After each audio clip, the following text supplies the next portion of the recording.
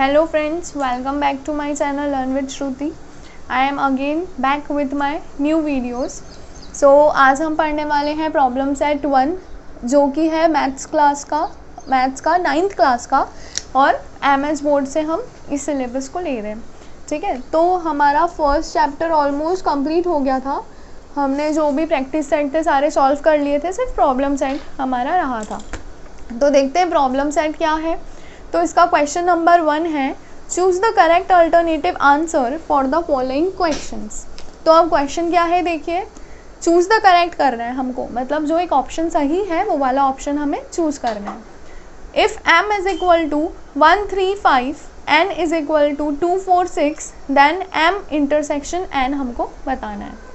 मतलब m उसने दिया है 135 और n दिया है 246, तो m इंटरसेक्शन n क्या होता है, यानी इन दोनों में से कुछ कॉमन. तो देखिए ऑप्शंस में ये तो हो ही नहीं सकता, ये तो यूनियन हो गया, ये भी नहीं हो सकता, ये भी नहीं हो सकता. मतलब इन दोनों में कुछ कॉमन है क्या, नहीं है, मतलब आंसर इज 5 क्योंकि इन दोनों में कोई कॉमन एलिमेंट नहीं है. क्लियर. इसके बाद सेकंड देखते हैं, p is equal to brackets x such that x is an odd number, और ऑड नंबर क्या बोला है उसने, 1 greater than x greater than equal to 5, मतलब 1 से बड़ा होना चाहिए और 5 के इक्वल या ग्रेटर होना चाहिए. ठीक है, जो x है वो इक्वल टू 5 होना चाहिए या ग्रेटर देन होना चाहिए. तो how to write this set in roster method, हमें इसको रोस्टर मेथड में कैसे लिखना है. तो देखिए ये होगा क्या, ये नहीं होगा क्योंकि 1 आ गया है इसमें, हमको क्या बोला है 1 से बड़ा, तो ये तो नहीं होगा. फिर ये भी नहीं होगा क्योंकि इसमें 2 और 4 इवन नंबर्स आ गए, हमें सिर्फ ऑड नंबर चाहिए.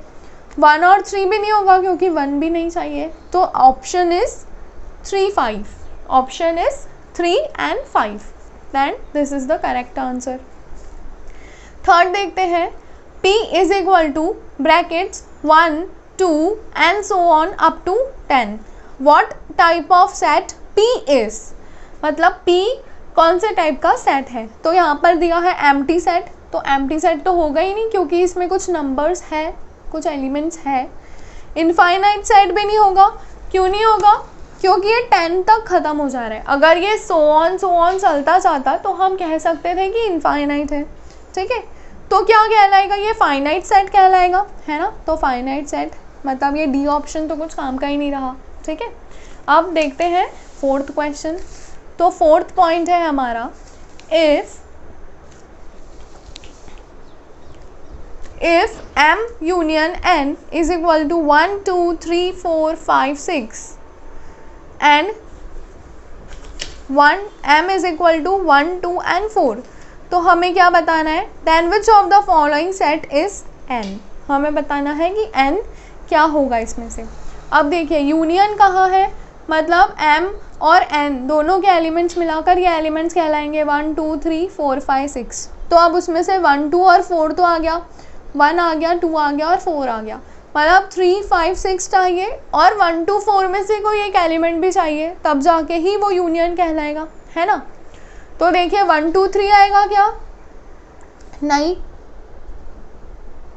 उसके बाद 3 4 5 6 आएगा क्या, 3 5 6 ये आ सकता है क्योंकि देखिए 3 भी नहीं है, 5 भी नहीं है, 6 भी नहीं है और सिर्फ एक ही कॉमन है 4, है ना.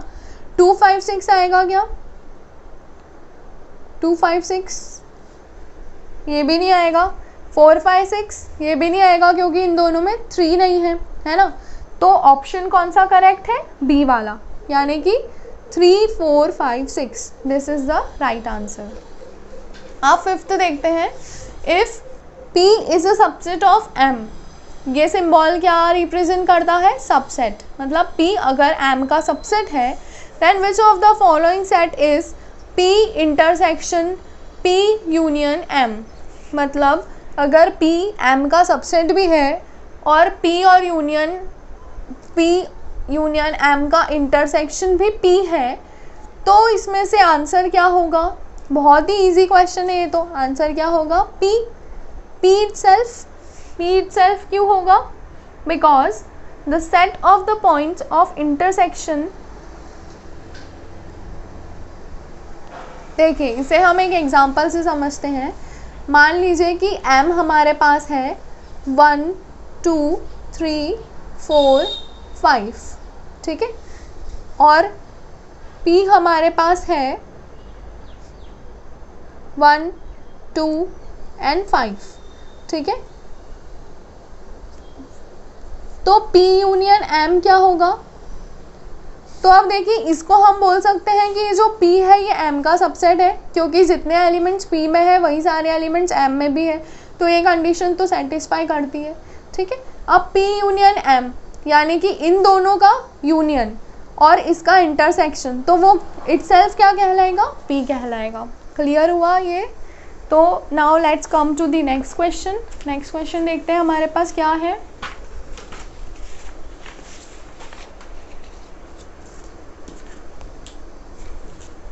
तो देखिए नेक्स्ट क्वेश्चन है हमारा, which of the following set is an empty set. मतलब हमको बताना है कि इनमें से कौन सा एम्प्टी सेट होगा। तो ए है the set of point of intersection of parallel lines. ये क्या सेट हुआ? The set of point of intersection of parallel lines, मतलब ये पैरेलल लाइंस है तो इसका इंटरसेक्टिंग पॉइंट, क्या पैरेलल लाइन में कभी इंटरसेक्टिंग पॉइंट आता है? नहीं आता है, मतलब ये सेट क्या कहलाएगा? एम्प्टी सेट, ठीक है। लेकिन बाकी भी चेक कर लेते हैं एक बार। The set of even prime numbers, तो इवन प्राइम नंबर का तो सेट हो सकता है 2 4 6 8 एंड सो ऑन, है ना। The month of an English calendar having less than 30 days, तो इसका भी सेट हो सकता है जिसमें 30 डेज से कम हो, जैसे कि फैब, ठीक है, फैब्रुअरी। फिर डी वाला ऑप्शन है आपका p is equal to x such that x belongs to integers and integer should be -1 less than x greater than 1, मतलब -1 से लेकर 1 के बीच में इंटीजर, मतलब इसका भी आंसर आएगा कुछ ना कुछ 0। सिर्फ आंसर किसका नहीं मिला है हमें? फर्स्ट वाले का, मतलब फर्स्ट वाला क्या कहलाएगा? Empty set. क्लियर? समझ में आया सभी को first question? Now come to the second question. तो सेकेंड क्वेश्चन क्या है हमारे पास? Find the correct option for the given questions. इसमें भी हमें करेक्ट ऑप्शन बताना है। तो फर्स्ट है इसमें हमारा, देखिए फर्स्ट वाला कौन सा है? विच of the following collection is a set. हमें बताना है कि इनमें से कौन सा सेट है। तो यहाँ पर पहला है colours of the rainbow. Rainbow के कितने कलर्स होते हैं? 7, तो ये भी एक सेट हो गया। फिर tall trees in the school campus, अब टॉल ट्रीज भी बहुत सारी हो सकती है, तो ये भी एक सेट हो गया। फिर थर्ड है rich people in the village, तो एक विलेज में रिच पीपल, इसका भी सेट हो सकता है ना। Easy examples in the book, तो बुक में इजी एग्जाम्पल तो बहुत सारे होते हैं, तो इसका भी सेट हो गया।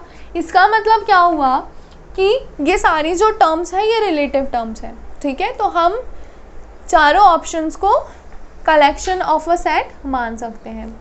Clear? So come to the next question. Next question है हमारा, which of the following set represents N intersection W। अब n क्या है? नेचुरल नंबर, और W क्या है? Whole numbers. तो इन सब में से क्या बता रहे हैं कि वो नेचुरल नंबर का इंटरसेक्शन, नेचुरल नंबर और होल नंबर का इंटरसेक्शन है। तो देखते हैं options, 1 2 3, then B 0 1 2 3 and so on, C है 0 एंड D है एम्प्टी। तो एम्प्टी तो होगा नहीं, 0 भी होगा नहीं, ये हो सकता है, लेकिन 0 is also a whole number, that's why option क्या आएगा? A, बिकॉज होल नंबर का इंटरसेक्शन हमें बताना है, नेचुरल नंबर और होल नंबर का इंटरसेक्शन। तो नेचुरल नंबर्स कौन से हैं? 1 2 3, और अगर उसमें 0 भी ऐड हो गया मतलब ये क्या हो गया? Whole numbers. देयरफॉर इंटरसेक्शन में कौन सा आ जाएगा? Option A. क्लियर? देखते हैं थर्ड क्वेश्चन क्या है हमारे पास।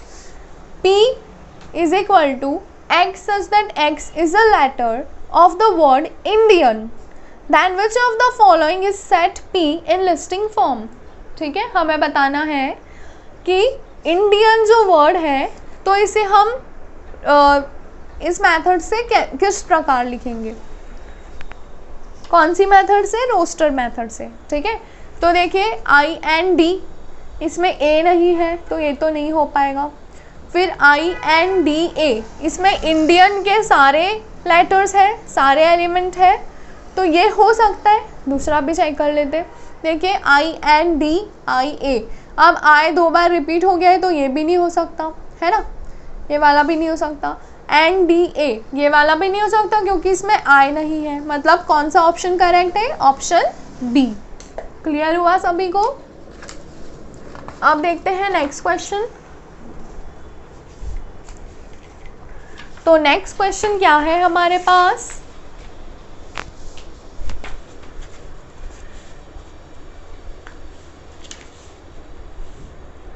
नेक्स्ट क्वेश्चन है हमारे पास, if T is equal to 1 2 3 4 5 and M is equal to 3 4 7 8, तो हमें बताना है T union M।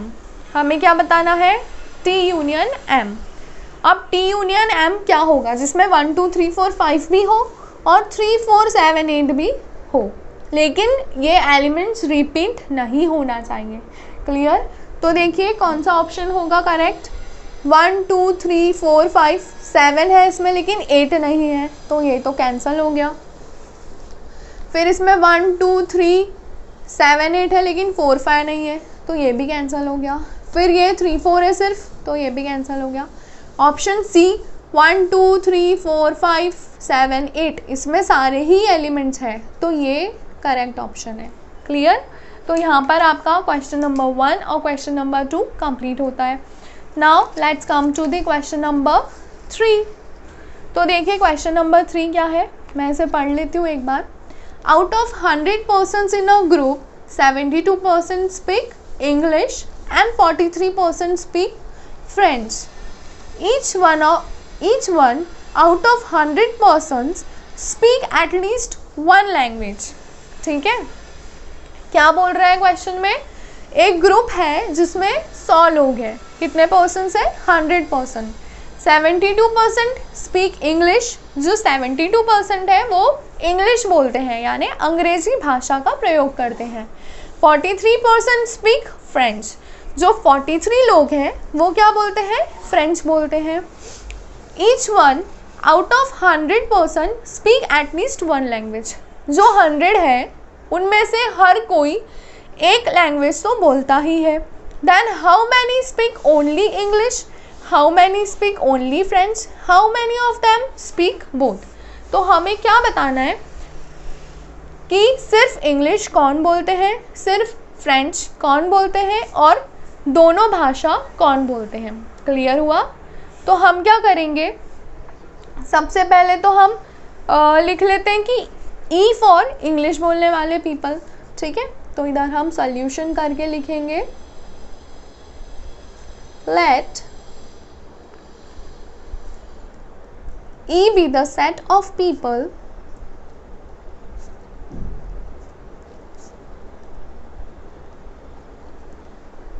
Speaking English. ठीक है, जो लोग इंग्लिश बोलते हैं उन्हें हम किससे डिनोट करेंगे, ई से।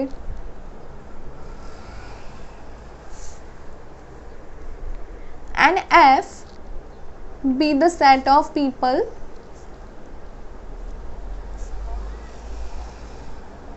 Speaking French. ठीक है, तो ये तो हमने लिख लिया। अब हमें ये देखना है कि इंग्लिश बोलने वाले कितने लोग हैं, 43 पर्सन्स। तो यहाँ पर हम लिख लेंगे N of E is equal to 43 and N of F, मतलब फ्रेंच बोलने वाले पर्सन, सॉरी इंग्लिश बोलने वाले हैं 72 और फ्रेंच बोलने वाले हैं 43। ठीक है, 72% speak English and 43 speaks French. Clear हुआ। अब इसके बाद हम क्या करेंगे कि सारे ही लोग जो है वो एक ना एक लैंग्वेज बोल सकते हैं, और सारे मतलब कितने, 100, मतलब 100 क्या हो गया, इंग्लिश और फ्रेंच बोलने वालों का यूनियन हो गया, है ना।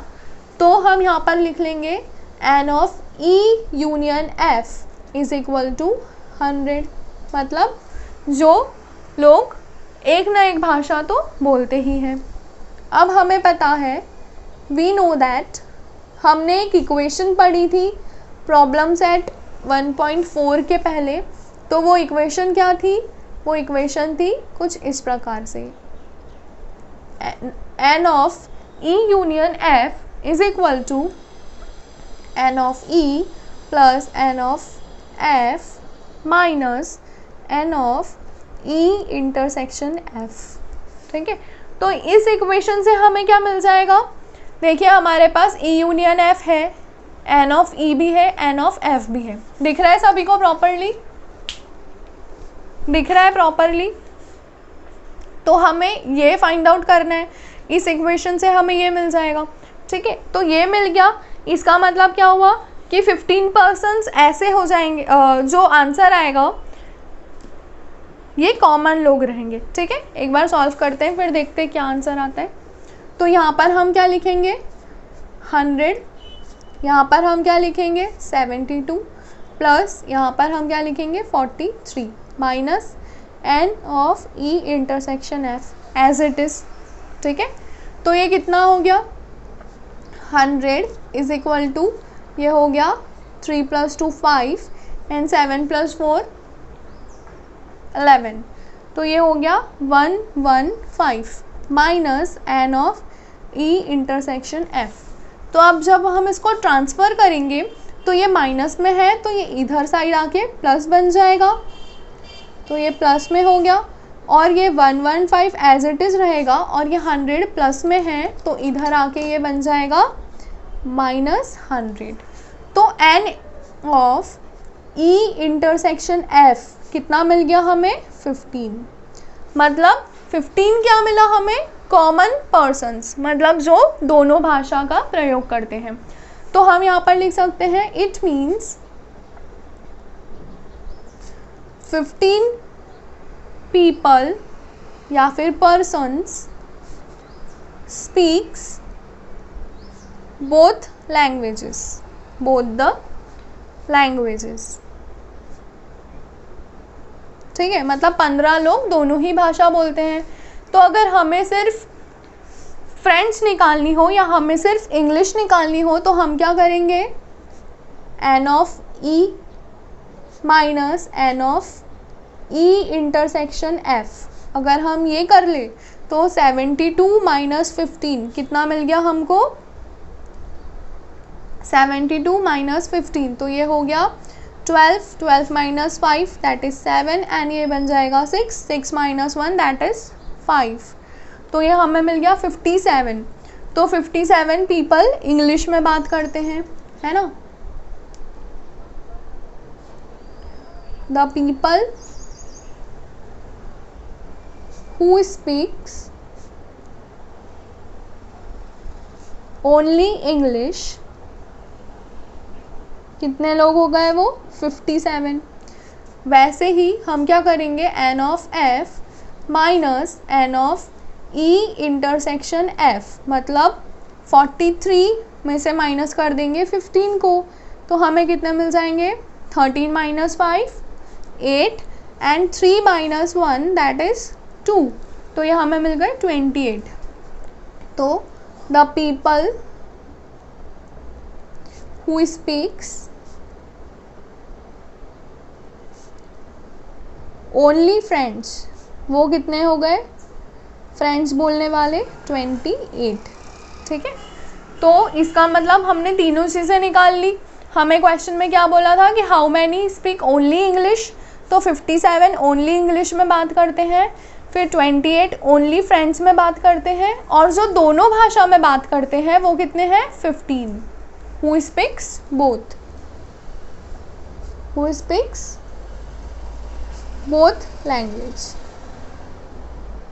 ठीक है, तो यहाँ पर हमारा क्वेश्चन होता है कंप्लीट। क्या किया हमने? सबसे पहले तो हमने नंबर ऑफ इंग्लिश पीपल लिख लिए, नंबर ऑफ फ्रेंच पीपल लिख लिए, फिर E यूनियन F मतलब टोटल जो दोनों भाषा का प्रयोग करते थे वो लोग लिख लिए। ठीक है। फिर हमारे पास एक फॉर्मूला था, एक इक्वेशन थी जो हमने जनरेट किया था प्रैक्टिस सेट 1.4 के पहले, उसकी हेल्प से हमने निकाल लिया N of E intersection F. तो उससे हमें पता चल गया कि 15 पर्सन्स दोनों लैंग्वेजेस में बात करते हैं। फिर हमें सिर्फ इंग्लिश बोलने वाले चाहिए थे, तो हमने एन ऑफ ई से ई इंटरसेक्शन एफ को माइनस कर दिया, तो हमें मिल गए 57।